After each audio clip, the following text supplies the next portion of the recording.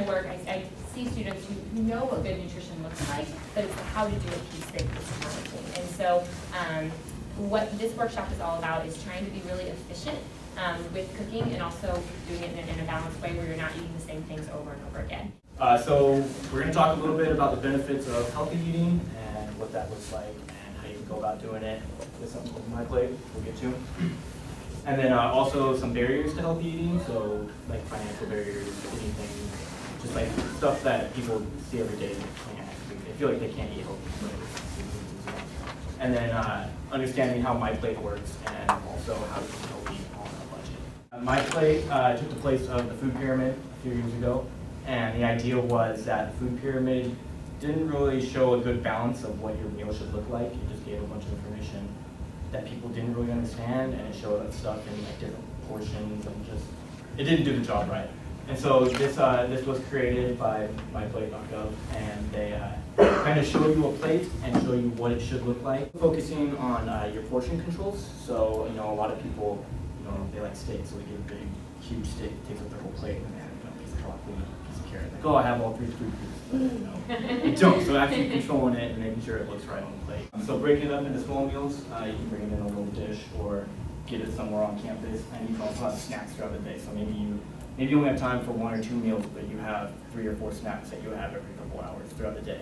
That's a way to break up your different food groups in different meals. We have some shopping tips. So when you're going to the store to buy groceries, you really you can kind of see how it's outlined. A lot of stuff in the middle has a lot of preservatives, and it's really processed, and it's usually the most expensive.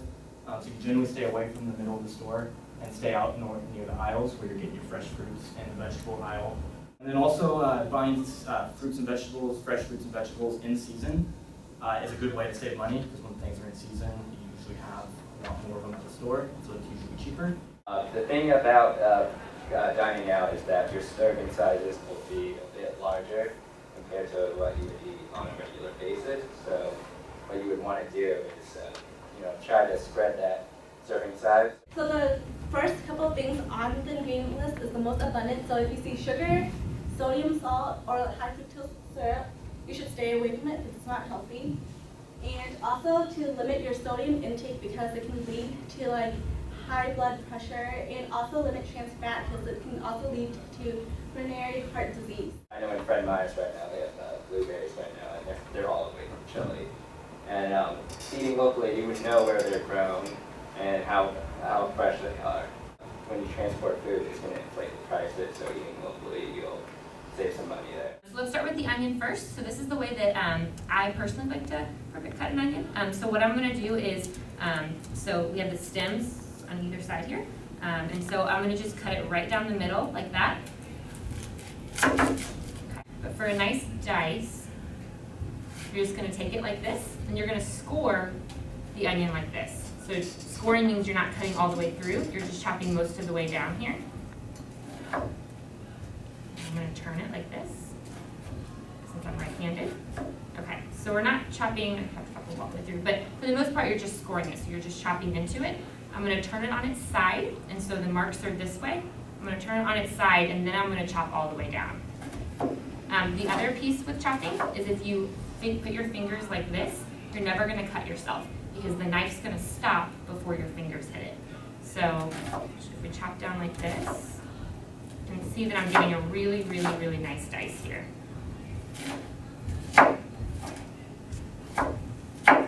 Let's say you wanted to just do for a stir fry though, that would be a lot simpler. So you could just cut into it like this, cut the ends off, of course, and then just make little sections like that. And then this would be really good for like a stir fry because they're a little bit bigger. Okay, so now we're going to do an avocado. So this is something you guys are actually going to be able to do at your stations. I have butter knives there. And so if you have any trouble cutting into it initially, let me know and I'll come by and cut it for you. But basically what you're going to do is, again, just kind of cut it lengthwise, and what you're going to go all the way around it like this. And then when you open it, right here. And so what you're going to do with your butter knife then is cut into it like this. So you're not going all the way through, you're just cutting little sections here. And then I have a spoon at each one of your stations. And then you just scoop it out just like this. so it makes nice little sections like this. And these are great for putting on sandwiches, like instead of mayonnaise, you can put these on there. This is really high in monounsaturated fats, which are really good for your heart. They also have a lot of fiber, and so that provides filling power for your lunches and things like that. Yeah, so our basic base that we use for everybody. Where are the measured? They're already measured. Oh, yeah. Okay, I'm gonna look at it. And it's just, Okay. And everything was added. Looks like you guys are on top of it. Sorry for the small bowl. I should have brought a bigger one. Cooking for efficiency is just kind of guessing, deciding what you like. But in theory, I should use up all of it. Except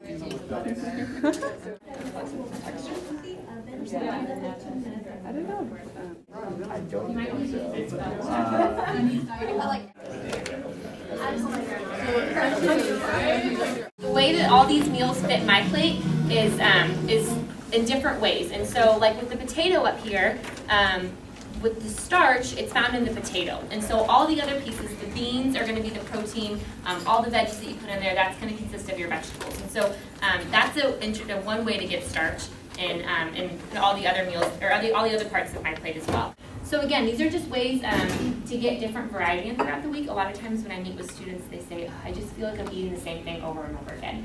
So this is a really quick and easy way to be efficient, but also feel like you're getting some variety in your week.